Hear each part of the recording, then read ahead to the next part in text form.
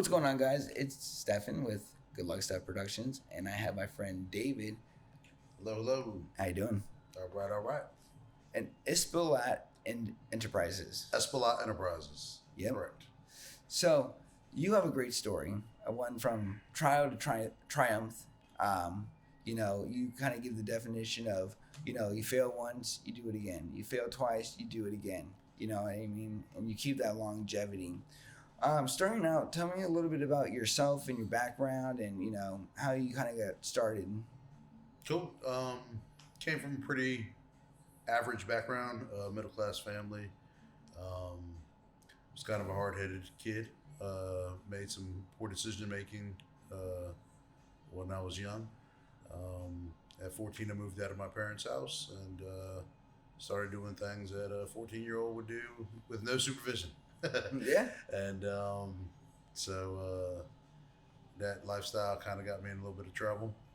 Ended up doing a little bit of time for that and came home, changed my life, and started a real estate company that failed miserably.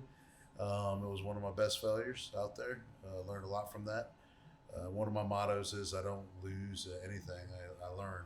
I learn at everything. So when you change your mindset and you don't look at it as a loss, you take it as a learning lesson. It allows you to just keep on moving and doesn't.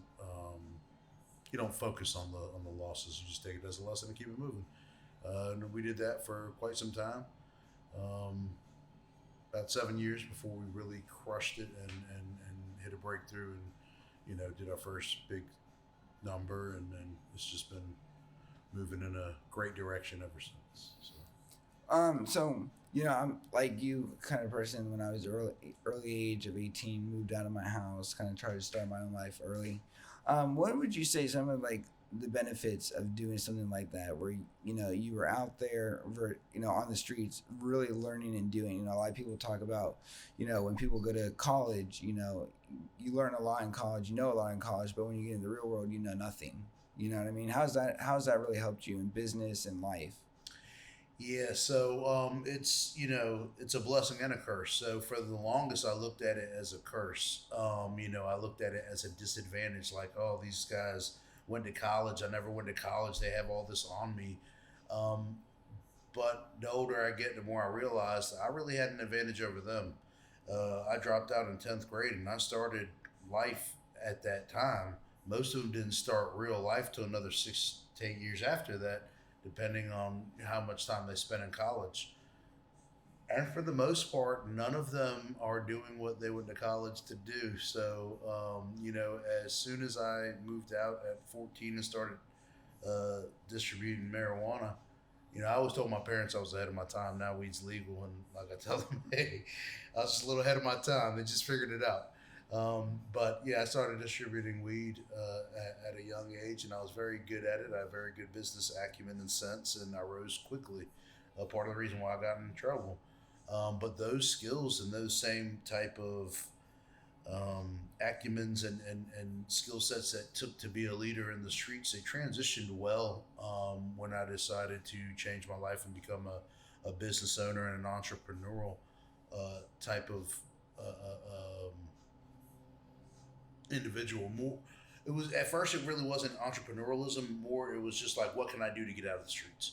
What can I do to not jeopardize myself or the people that love me? Because when you go to jail, you really hurt the people that love you the most. It's real easy to do time. I mean, it sucks, but it's your loved ones that suffer. If you have kids, your parents, everyone around you suffers. So I wanted to make sure I didn't put them through that pain again, and I wanted to make sure that I could do something better and be a better man than when I got into there. So started doing the real estate thing, and I found that the never say die attitude that you learn on the streets. In the streets, you're either going to survive or you're not. Yeah, and that's it's true. a lot in business. It's the same thing in business. You're either going to survive or you're not. And that never die attitude served me well. I've had a lot of failures in business, but I was always able to, just look past it and keep it moving. And one of the techniques that I use on the streets, I used in business, and it made me a millionaire. So One of the things that we did in the streets was I had the best product and I lowered the price to where no one else can compete with me. In a red ocean business environment, we sell a marketing CRM and there's a million of them out there. What made us any different than the other person? Well, we had to have the best product, so we developed the best product, and then we had the best price. We lowered it to $49 a month, which most of my competitors are $300 and better. And that same strategy that I used in the streets, I used in business, and it worked out well so far. So, you don't have to have college education to make it in business. You just gotta never quit. Yeah. So No, I definitely agree. Like they say, one day will be your day, but if you quit, that day never comes. That day never comes. So part of this podcast is we have a hot ones where we're going to go through the hot sauces. We're here at Always Flavored, a really great sandwich shop here in Stafford and Fredericksburg. And all these sauces are handmade by Rita. So we're going to go through them. So the first one that we're going to be trying is going to be it's going to be the Rabita's Sweet Virginia Love Barbecue Sauce. It's a 1 on the heat scale. This is an award-winning sauce, placing second in the Scoville Awards for barbecue sauce in the unique category. Adds a tangy and sweet explosion of flavor to any meat.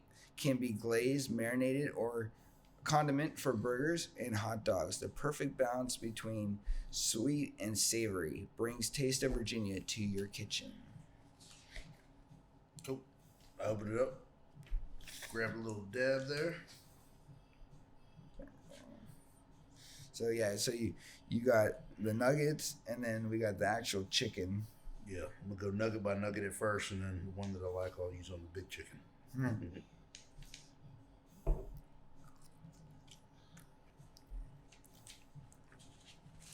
This is personally my favorite sauce out of all of them.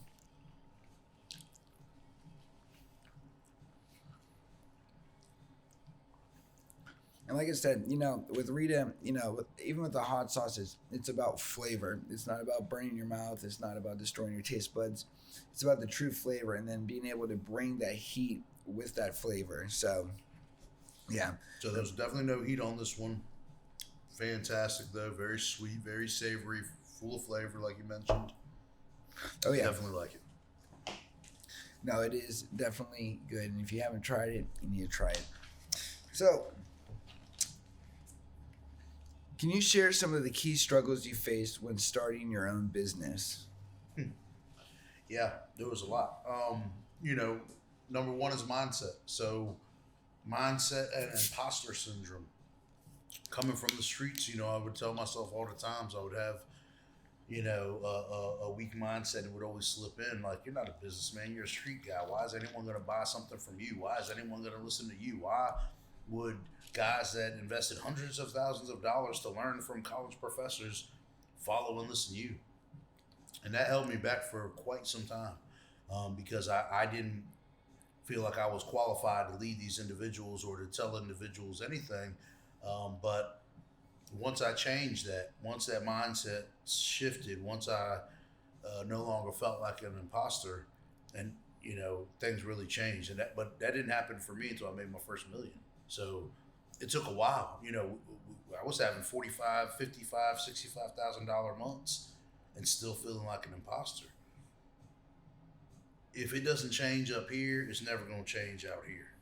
As soon as my mindset changed, we went from $65,000 months to $650,000 months. It's night and day. So yeah, number one thing was that had to change. So rolling back a little bit, you said that pretty much that you were in your own way. There was nobody really there stopping you, pulling you back.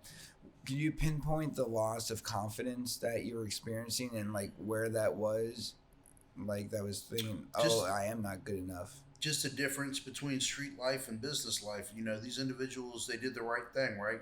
When I was on the streets at 18, making $20,000 a night, like I knew I wasn't doing the right thing, right? Like it was fun, but you're not living a wholesome lifestyle when you're making that much money and you're high school dropout. And that was cool, but then when transitioning to the business world, I still had that mindset where you know, what qualifies you to lead guys that have their master's degree and did it all right, got straight A's in school and went to college and have degrees that they could prove their worth? What justifies you trying to sit there and say that, you know how to do X, Y, and Z, or they should follow X, Y, and Z? But there's one thing that I learned in business. It's people don't care about ideas and they don't care about any of that. The only thing that matters is execution. And so if that man has umpteen degrees on the wall and isn't making $2.5 million a month, well, then he might be able to learn something from us. And it doesn't matter whether I have no degrees on my wall or nothing. Even if my bank account says zero, you can learn from everybody. And that was something that I didn't really realize or take heed to when I first started first started coming out and first started doing business. I started realizing that we were way different though pretty early on. I was having tremendous success in a lot of different areas where other guys were just scratching their heads like, yo, how the hell are you doing that? And those little successes definitely built me up to where I was able to finally knock down that wall of insecurity on imposter syndrome and all that. And then, buying my first $1 million home helped, buying my first Lamborghini helped. These little things that justify, they justify success. They let you know that, hey, you've arrived and you definitely yeah, you definitely arrived. You're okay to be in the room and they may have something to listen to you about. So all those little things definitely helped knock down that wall of insecurity. But I still get in rooms where I'm like, well, am I in the right room? Where some big rooms where I'm still very intimidated. So I mean, it's just all about growth and continuing your education and your growth. But yeah. Yeah, and I think it's also about constantly investing in yourself. Not letting other people dictate what you're going to do, how you're going to do it. I mean, a lot of people are going to tell you that you're not going to make it because a lot of people aren't going to make it. So it's kind of one of those things where if they think that you can't, Right. kind of, carries that stigma. And another thing too is I do feel a lot of times that, we are in our own way. And a lot of the things that go on are really just inside our heads, what we think. And I'm guilty of that a lot because, I think one way and maybe it's really not that way. It's just that's how I feel based on the situation or whatever is going on. So. Yep, absolutely. So, moving on to the next sauce here. All right. We have. See, she mixed them up. So, all right. So we have Rabita's Thai chili sauce, which is right here. A tantalizing Thai chili sauce made with hand-picked farm-fresh chilies offers a zesty flavor profile and slightly sweet goodness. Provides a delightful departure from ordinary hot sauces, meticulously crafted with attention to flavor and texture. A perfect alternative for discerning palates.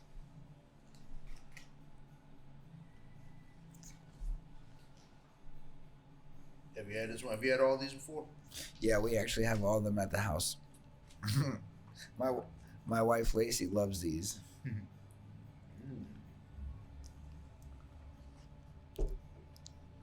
Mm-hmm. Yeah, that was definitely tangy. Oh yeah. You taste it right away going down. I mean, it's really nice. So moving forward, where does your motivation to help small business and marketing come into play? Yeah, so when I first started out, I started out in marketing and SEO, and I tried to help small business owners, and I would see very quickly how and why they were failing. But at the time, I wasn't successful enough for them to listen to me. So I said, screw it. We're not going to close down the agency, and we're going to take our own advice. We're going to do exactly what we've been telling these business owners to do all this time. And we did, and we, made millions of dollars doing it. And on my way towards doing that, I always had a mindset of, I would see these guys marketing, and I would see their pitch, and I would hear their pitch. And they would say, say things like, "Oh, I'm just doing this to give back," and I've already made so much money, I don't really need to do this for myself, and da da da da. And I never understood that concept, and I always thought they were full of it, But then getting on that journey myself, and realizing that how much money is enough, and when is it okay to give back, and that's part of the transitioning from the streets to the business life too, because in the streets you never give back. No one gives back without expectation of gain. You don't do favors on the street. You don't just give knowledge freely. You don't just give things. And in the business world, I found myself in confliction. Like, we're just giving away all this knowledge for free. But to me, it's part of something bigger. This is the greatest country on earth. Without this country, I would have nothing. We would have nothing. And small business owners are the backbone of this country.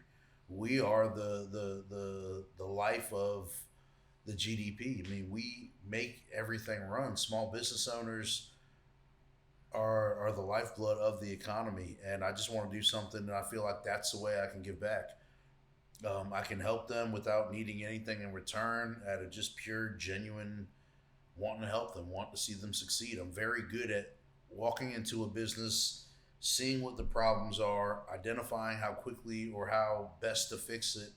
And a lot of times I'll do that, and I'd rather put my own money where my mouth is on that, because business owners don't believe well. They don't believe quickly. And you don't know what you don't know, right? So, when a guy comes in off the street and says, "Hey, you should market like this, this, and this, but the last 20 years we've been doing this, this, and this," it's hard to make that change. But from the outside looking in, I'm like, yeah, but you're not happy where you're at, so you got to make the change. You know what? We'll make the change for you. And so, in certain situations, we put up the money so that we could help the business owners, just so that we can go over their head and light the bulb. And that's it. Because people are passionate, they're good at what they're doing, but being passionate and good doesn't make you a good business owner. You got to have certain things to be a good business owner. And they're not magic. They're very simple. So simple, a 10th grade dropout can implement them and become a multimillionaire. So why can't these business owners do it? There's a disconnect, and I want to be able to put that connection back together and get the leads that they need and the marketing that they need so they can be successful, so that as a nation we can become more successful. And I believe a rising tide raises all boats. So the more we grow, the more we eat together, the more we earn together, the better we're all going to be. And it doesn't take anything off of my plate. And that's where the mindset shift was. Before, it would be like, no, don't want to take anything off of my plate and give it to someone else. That's lame. That's the broke way of thinking. Small businesses, to me, I'm passionate about it, because up until me, every single small business owner that I knew was failed miserably, including my parents, including my friends in my other towns that have restaurants or have this store, that store. They all need help, and I think I could definitely give it to them. And I want to. I believe that it's your duty to give back. It doesn't have to be to small businesses, but it's your duty to give back at some point when the world or your God or whoever you believe in has blessed you so abundantly. So.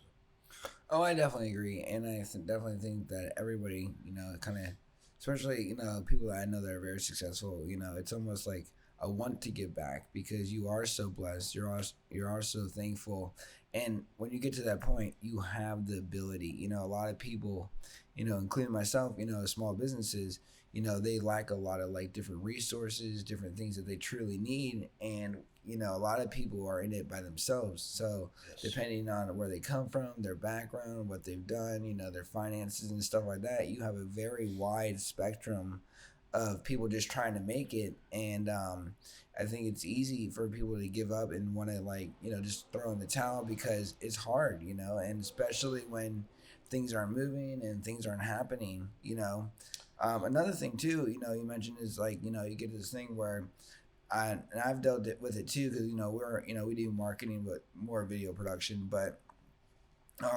you get with people and you're like, well, I've been doing this for 30 years without marketing. Why would I need it now? And it's like, well, the real answer is times are changing, and whether you did it or not 30 years ago, your new clients, the millennials, the young people that they're coming in, they do it differently. That's right. And you need to be able to identify yourself. And a lot of people also, they need to tell their story. They need to get out there. They need to let people know who they are, because a lot of times your story is a main factor of why you're actually doing what it is that you're doing to begin with. Most people are very passionate, those that really care about what they do. I mean, there are people out there where, you run into it, you're like, well, we did marketing with one guy and, we did it for a year and we found out that he wasn't really doing anything for us. You know what I mean? So it's kind of one of those things where with marketing, it's a gray area for people. They don't really truly understand it. And the ones that do, are desperately trying to explain to them, this is how it's going to change. This is what's going to change. Like, and your ability to market and have something right there is imperative, especially when it comes to in search of on Facebook, Yep. And the thing is, every business is different. Every business owner is different. Certain business owners have strengths, some have weaknesses, some have this, that, and the third, and every situation is different. And that's what makes it so difficult for a business owner to be like, oh, well, I'll just go get the information that I need. Well, you kind of don't really know what information that you need because you don't know what you don't know. So that's where it makes sense to have someone come from the outside to kind of give you that game plan and kind of point out what the issues are in your business and where you can kind of straighten them up and point things out. And like you said, things are changing. So attention is changing all the time.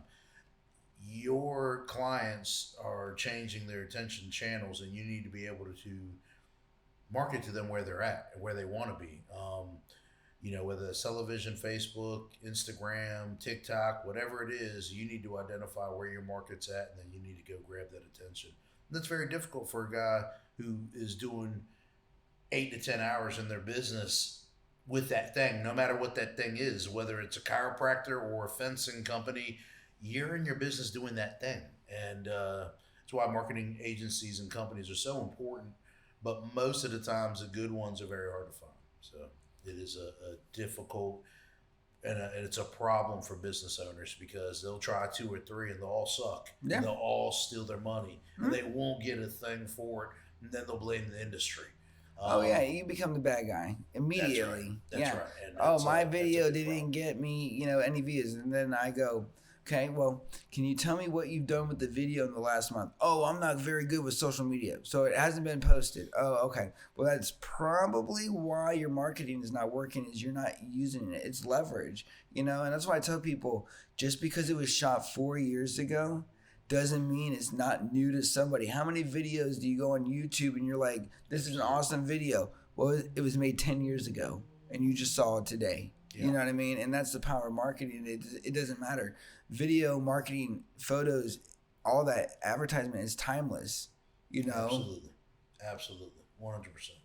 So, moving on to something else that is timeless is going to be the Rabita's hot sauce. Oh, boy. An authentic flavor made with habaneros, red chili peppers, soneros, not overly spicy, allowing you to enjoy its authentic flavor. Great on everything. Versatile for various dishes. Offers a delightful balance of heat and flavor. A hot sauce like no other.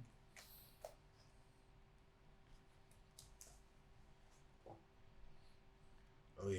It's hot when they got the little...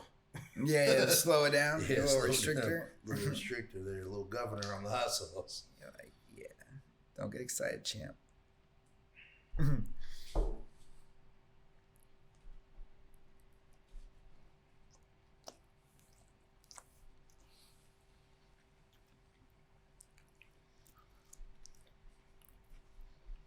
And when you go through it, it's not like how like Frank's hot sauce, when you go into it, it's very hot right away. Mm-hmm. And here, when you bite into it, you realize that it has like that slow release. So Yeah. it tastes like kind of like flavor, and then it gently heats up at the end. And that's kind of like what I like about it is it's not, like I said earlier, these hot sauces are designed to be flavorful, not hot, even though they are hot, if that makes sense. Yeah, definitely.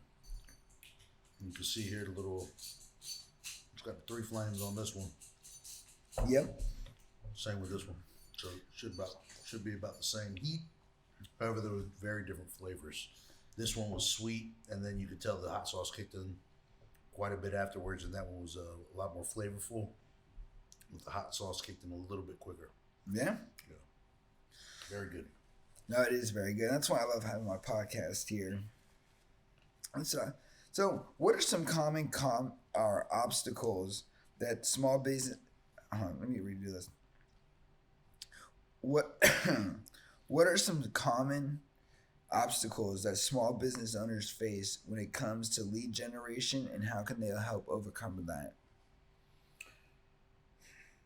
Biggest problem is they just don't do it. The second biggest problem is probably micromanaging, but I can see why. So marketing is a slow process, unless you go pay-per-click, but that's an expensive process, and most business owners don't have the budget it's not the budget, they have it, they just don't want to invest in it because they don't feel like they're going to see the returns on that investment. Most business owners don't know, in my opinion, what their number one product is, and they don't focus on just pushing that one product. If they focus on one product, then they can scale from there. If you focus on how to market one thing and one thing well, once that thing is profitable, you can move on to the next thing, but they don't do that. They don't create the proper funnel. They'll send traffic right to their website, and there's a reason to do that, but lead gen is not one. So there's quite a bit of hurdles for the average business owner. A lot of it is, they think they can do it on their own. They'll watch a couple YouTube videos of gurus that say how easy it is to do. Then they'll try it, they'll get no results, and they'll say, "Oh, marketing sucks and doesn't work." Yep. Then they'll just stop, and that's just the biggest mistake that they could possibly do. Marketing is imperative. You need to have marketing, or you're losing to your competitor. Your competitor's marketing. I promise. No, I promise that too. I promise you, he's and if marketing. they're not, they're about to. That's right. So you need to find, what it is, your thing that you plan on marketing, the avatar on which is going to buy that thing, and then where's that attention, and you go all in. And you give yourself a 90-day window. You make sure that you have your retargeting pixels set up properly, and you make sure that you have your funnel set up to whether you're collecting an email, you're collecting a phone number, you're hot transferring them over, whatever that is, whatever your funnel looks like, it needs to be perfected, and that means that you're going to have to do split testing on a very high level. But this is perfection. This is all down the line type things. The very first thing you need to do is identify what your product is and start marketing. Start spending money on pushing that product. If you don't get started, you're never going to be able to get to the next level in your business. Somebody has to be talking about your product. Yeah. No, I definitely agree with that, because, the problem with small businesses too is a lot of small business owners like myself included, we're running around wearing all these different hats. And what happens is you're going around thinking that you're solving all these problems and you're being very productive, getting things done. But what you've really done is you've alienated everybody else, and you've hyper-focused on your needs, which is great. But now the last week, while you were focused on whatever it was you were focused on, that's now a week that you were not out there to somebody. You're no longer visible. And with attention spans and stuff like that, if they don't see you, they'll see the next guy. Absolutely. Attention spans are dropping every single year. It's getting shorter and shorter. I think you have 5 seconds now to capture their attention, 3 seconds, something like that. And that's depending on what platform you're on. TikTok, it's less. Facebook, maybe a little bit more. Yeah. But again, all of these are things that you as a business owner shouldn't really be focused on. You should outsource that to a professional. Yes. There's certain things in your business that you shouldn't do. In my business, I do three things a day.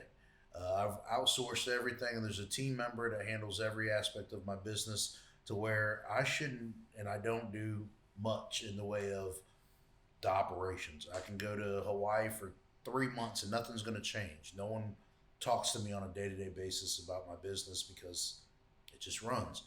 That's how you need your marketing. Your marketing has to be that way, and that's where our marketing is, because I do all my marketing myself, which I don't recommend for any of you business owners. If you're not in the marketing game, get a professional. If you don't trust them, tell them that. Force them to earn your business, but don't do it yourself. Please don't do it yourself. You don't know what you're doing. Just like if I was, you would have recommended to me not to do my roof myself, not to do my brakes myself, not to do the fence myself. Don't do your marketing yourself. Yeah, you probably wouldn't upgrade your Lamborghini by yourself, right? I most certainly will. I don't even wash it myself. So yeah, absolutely. You don't want to do that yourself. You want to outsource that to a professional. And it's gonna be painful. Hopefully you're blessed and the first guy you call is amazing.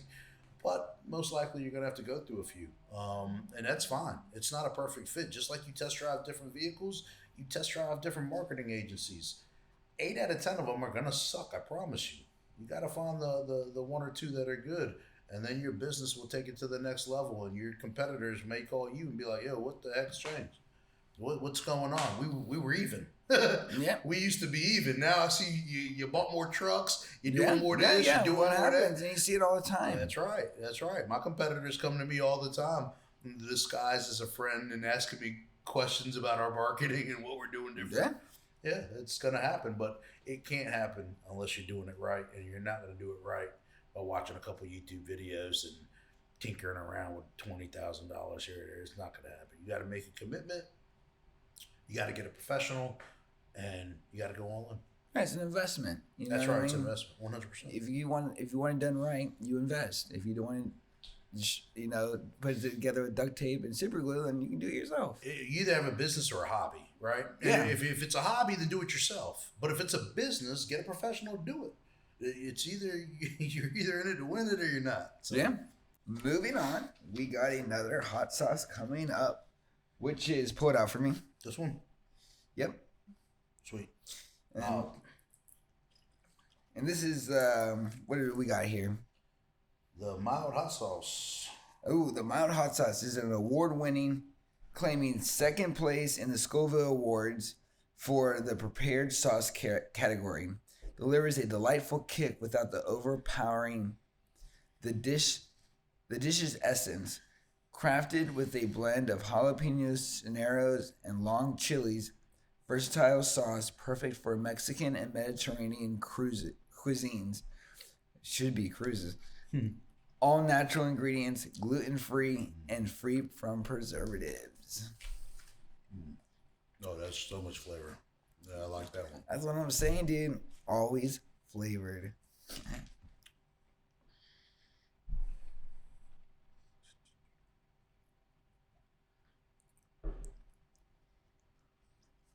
That one's great. Yeah. Talk about mindset and the power of mindset. How does the mindset for you shifting over the years from incarceration to failure to success? How does that mind shift work?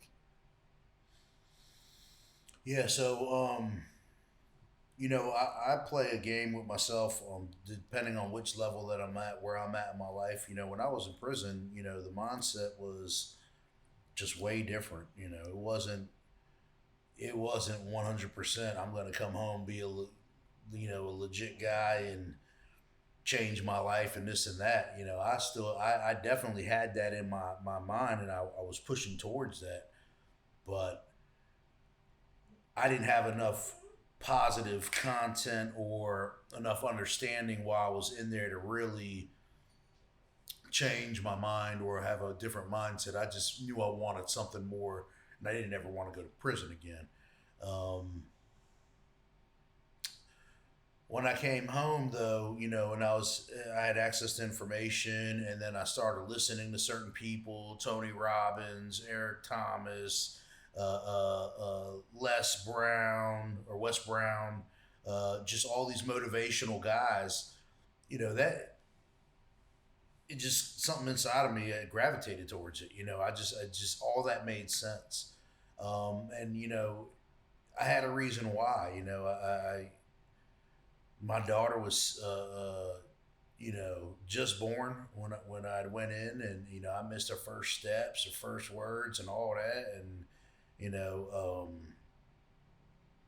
she was 100% my reason why during that time. But when I came home, different things change, and there's levels to this. So this is why they say, set a huge goal, as big as possible, something that sounds so outrageous, so preposterous that people laugh, and keep it moving, and maybe even you'll laugh. But it's the right thing to do, because if you set your goals too low and then you hit them, there's nowhere to go from there, and you lose your motivation. And so it's an ongoing, battle. Mindset is something that you don't always just have. You never know what life's going to throw at you.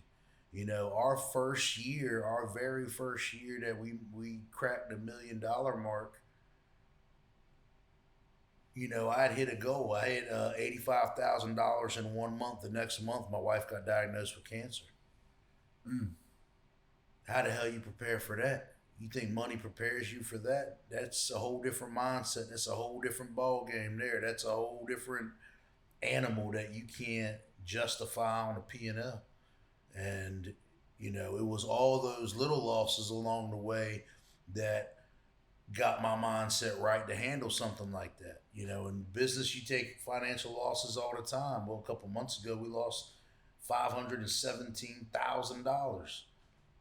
If I didn't lose the 13,000 one time and the 45,000, one time, and to build up to that $500,000 might have broke somebody, might have broke me, might have been like, I'm done with business, da da da da da.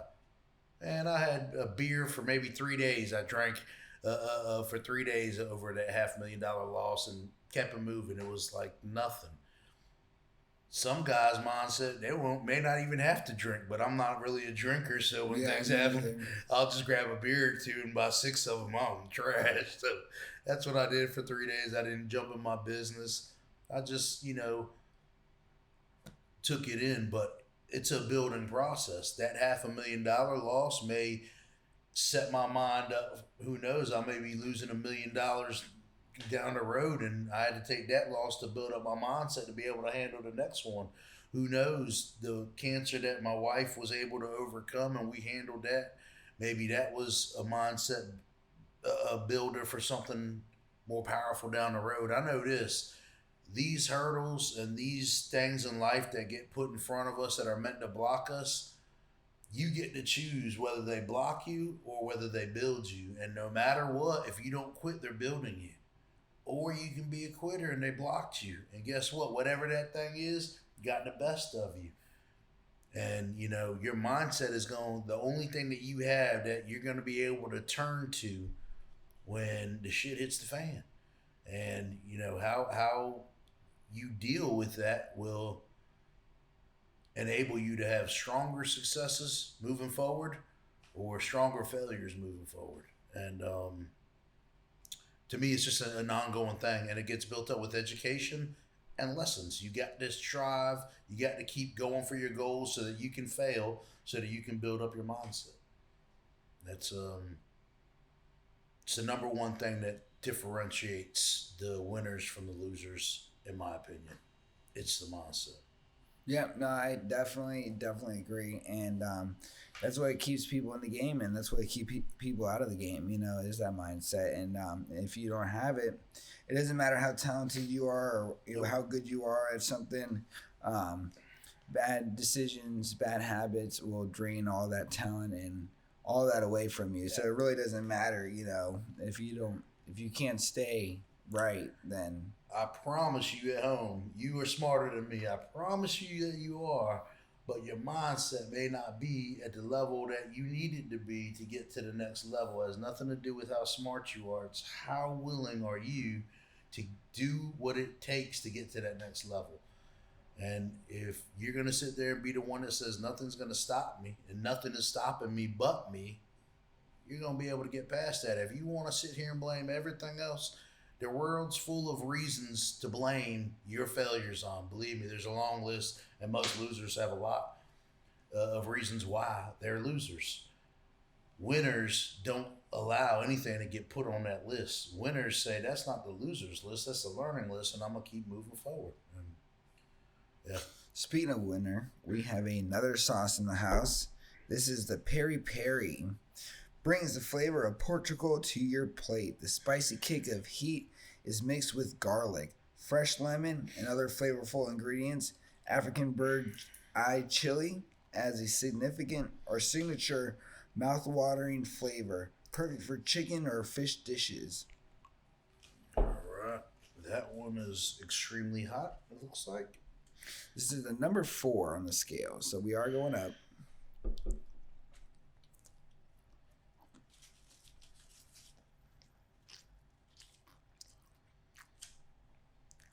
These are going to get spicy. Yeah, I can see where that would be good for some fish. I like that flavor. It's like a Mediterranean type flavor. Oh, yeah. No, it's definitely good. And because we are being pressed on time here, we're going to go ahead and just move through the sauces real quick while I go through our finals matchup. So, I was always a big fan of Larry King. Larry King had a little thing at the end he would do with his guests called If You Only Knew, right? So as we go through these questions, we'll finish up the sauces, and that'll be that. So if the person you could trade places with for one day.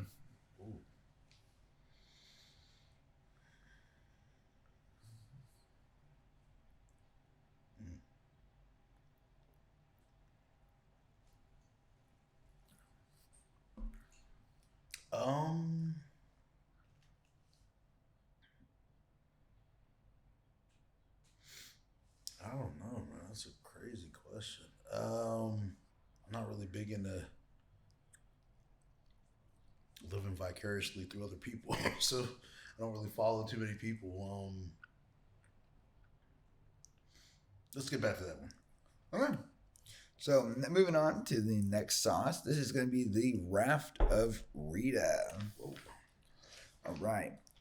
Yeah, The Raft of Rita is a sensational blend of Carolina Reapers, ghost peppers, habaneros, masterfully combined with ripe mangoes and pineapples for a fruit-infused heat. Delivers an unforgettable journey for your palate.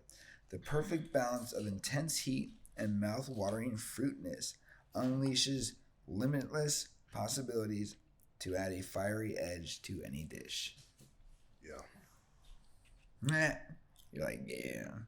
Yeah, see, you can tell which ones are the hot ones because they all have the little stoppers on it. I'm like, come on, man.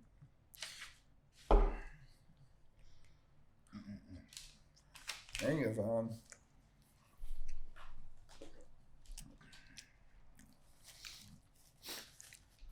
Yeah. I definitely enjoy it.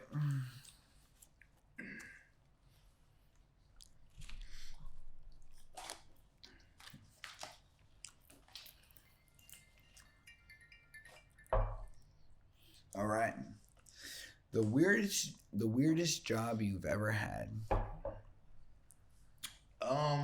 You know, again, I dropped out in 10th grade and started working for myself. So, didn't really have too many jobs. I've done roofing, but I guess the weirdest job is the one that I have now. I mean, you know, people ask me all the time, what do you do? You know, I don't really have a box to put myself in. You know, I don't have a job. I'm a business owner. I'm an entrepreneur, but what is that? You know, an entrepreneur is just someone that invests his own money into something that he thinks is going to be profitable and, you know, implements the skill sets that he has to make sure that it is profitable. I did roofing at one time, but that's not really a weird job. Metal roofing commercially.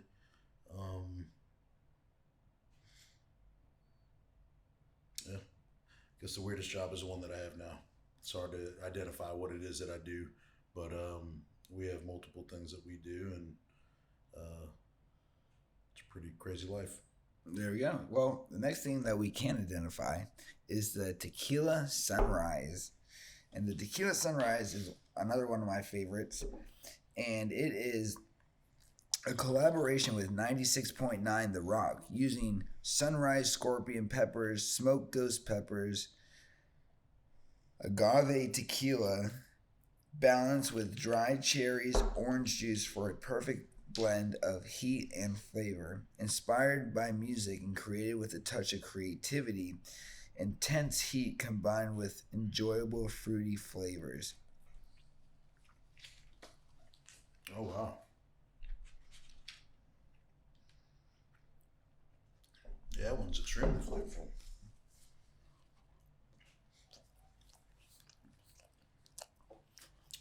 Hot, but flavorful. Oh, yeah. We're definitely moving up on the heat scale. Yes. All right. The biggest risk you ever took. I think this might be an easy one.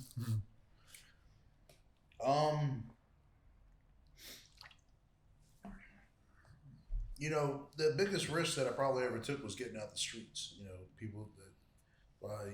most people would think it's riskier being in the streets, but you know, that was the easy part for me. You know, I was a well-connected guy, and I went to federal prison and came home with even bigger and better connects. It was a very easy thing for me to be in the streets. The hardest thing for me to do was to say no to that lifestyle.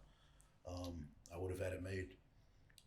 It's the best thing that I had to do, you know, being that the risk paid off in spades. But it was definitely the biggest risk was saying no to the people that very hard to say no to. They're pretty persuasive people. So that's probably the biggest risk that I've ever taken. All right. Guilty pleasure. Man, I spend. I'm a spender. If I want something, I'm just gonna buy it, and that's just that. I don't look at money as money. I look at it as freedom and options to do what I want to do. And it's dirty paper to me. It's always been in plentiful supply. It's always been attracted to me, and I spend like you know, what I want when I want. So, Best compliment you ever got.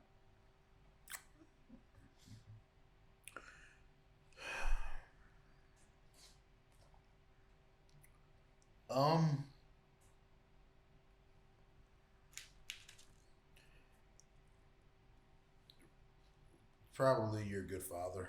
You know, it's a hard thing to try to juggle. You know, being a father and being a man is probably the hardest job out there, and it's hard to do that well. And so that's probably the best compliment under the circumstances and the situation that I've been in and put my family in, to now have a great relationship and to be a good father. What never fails to make you laugh? Chilling with my wife, man. I love that girl. She's been through so much. We've been through so much together. Definitely the reason why we're so successful. Her and our team. But yeah, she always makes me laugh. One thing that is also successful is going to be the final one, which is on the number 5 scale. And that is the Signal 1 collaboration between Always Flavored and Maltese Brewing Company. Blends extremely hot pepper beer with Carolina Reapers, smoked ghost peppers, mango habanero flakes, packed with serious heat with a balance of sweet fruitiness. Take the world's famous hot pepper beer to the next level. A sauce that brings the heat challenge to your taste buds. Oh boy. That means I will be sweating. Yep. Yeah. It's gonna bring out some water.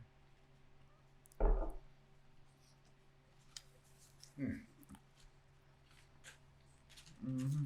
And like all of them, they go in so smoothly, and then they just heat up. Mm-hmm. I should have brought a towel. Huh. Well, we're almost done. We got 2 more questions. What's the worst piece of advice you ever got?